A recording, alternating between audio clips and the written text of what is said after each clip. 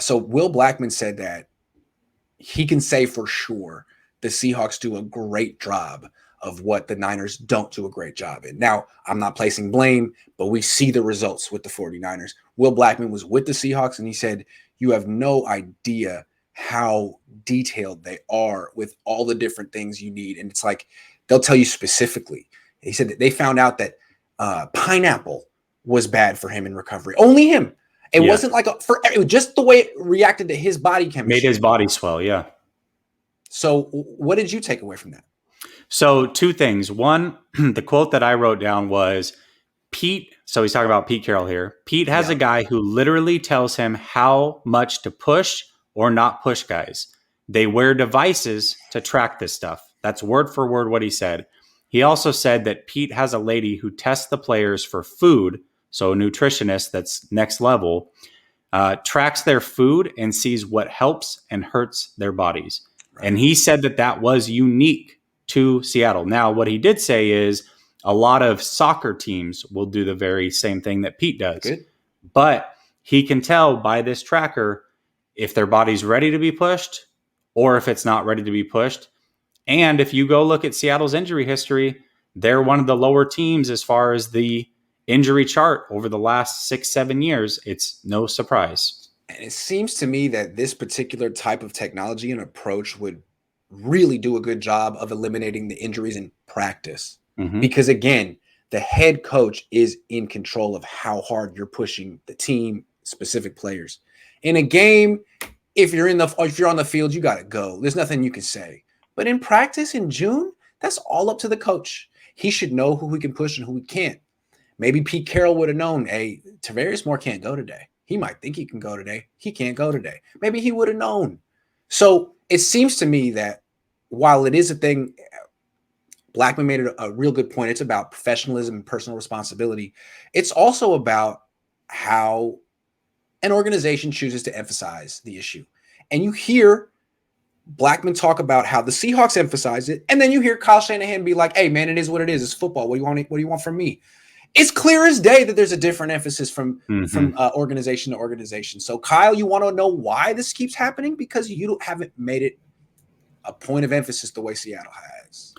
Well, I actually reached out to a strength and conditioning coach on Twitter, and I'm trying to get him on the show. But I was reading through his tweets, and one of them really stood out to me because it was basically in line with what Blackman talked about today. He says a few tips for improving your performance in the gym. Oh.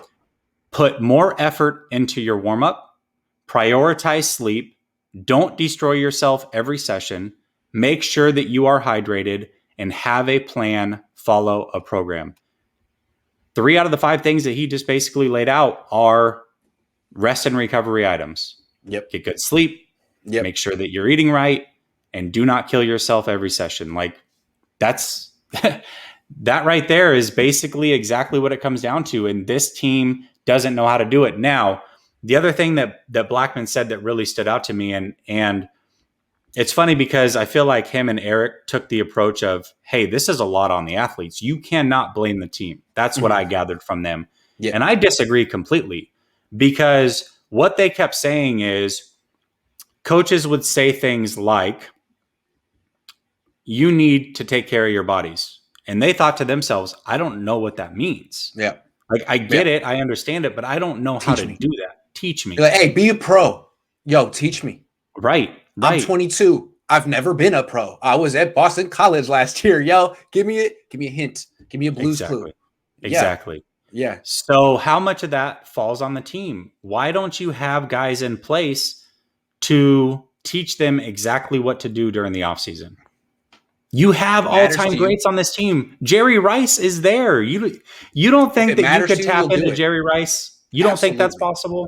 I mean, Will Blackman's around. He's passionate about it. He has a lot to say. There's people that could help, but it doesn't seem like a real – and to me, I don't think it is a point of emphasis on the 49ers. To me, the point of emphasis on the 49ers is bigger, faster, stronger. They do a good job with that. Look what they've turned George Kittle into. My God.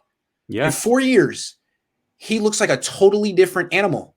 Fred Warner, too. I mean, look at the before and after with some of these guys. They do a great job of pumping people up. But in terms of recovery and conditioning, I don't think that the track record's so good. Maybe they're overemphasizing strength and bulking up. And maybe they're saying, if people get hurt, oh well, fans will give us an excuse. I think they need to. Maybe it's a choice. You know what? We're gonna just push these players and tell them get as strong as possible. And if they get hurt, say la vie. I hate to think that's what's going on. Yeah, but again, kind of to your point, I mean, it's very possible that those trackers, had they had something like that in place, that they would have known, hey, these guys don't need to go today. They're overworked.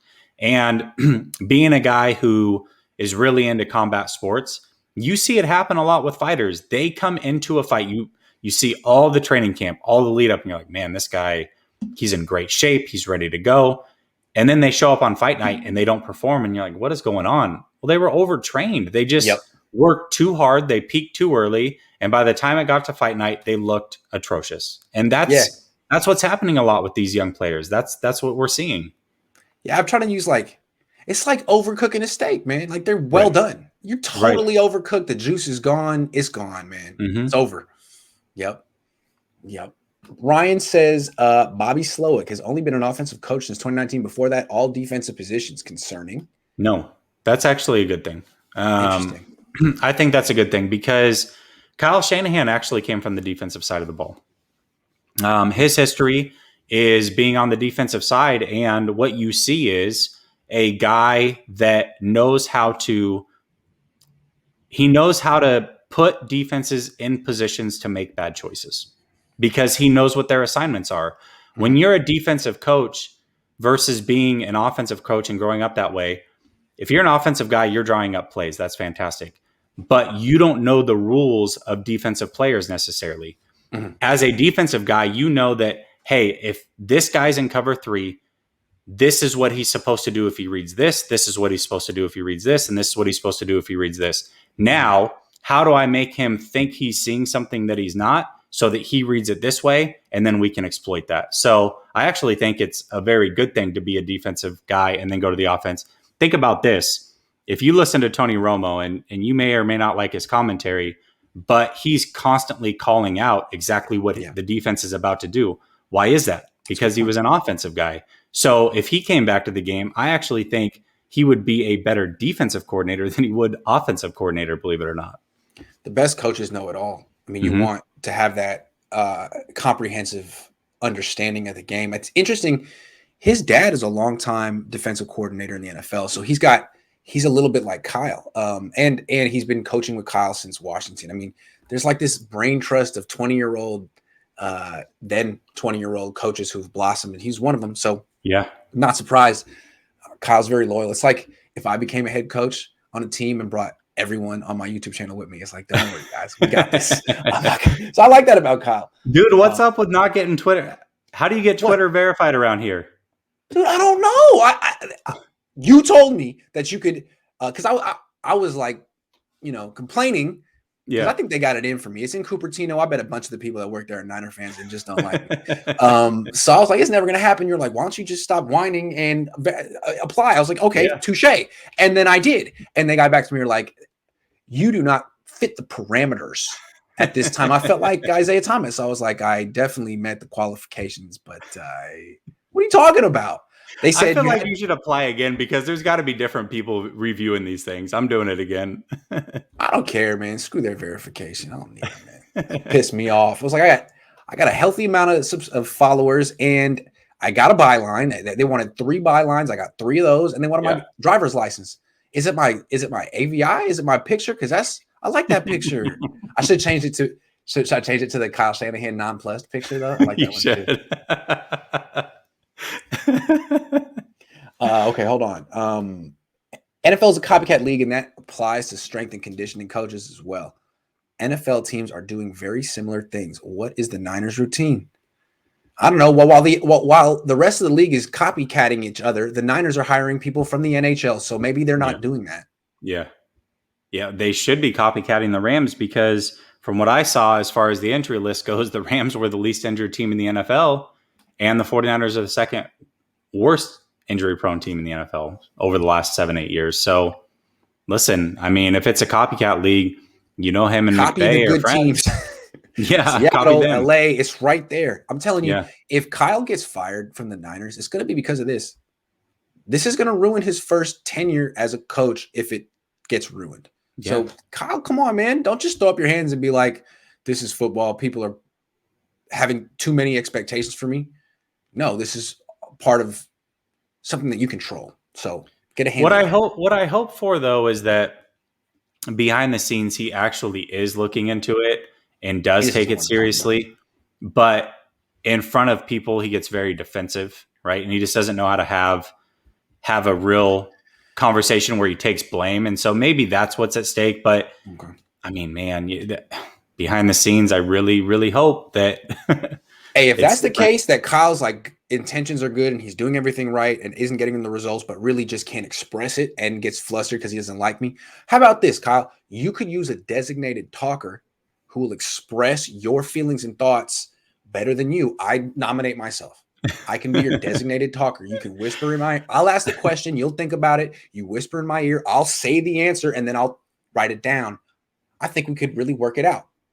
I think it'd be better if Kyle talked and then you came in over the top and were like, what he meant to say was. Yeah, like Key and Peele. Every time they have an issue like this, they should just put John Lynch out there because I don't know what John Lynch does, honestly. I don't know what his job is with the Niners. I don't know what his expertise is, but it's this.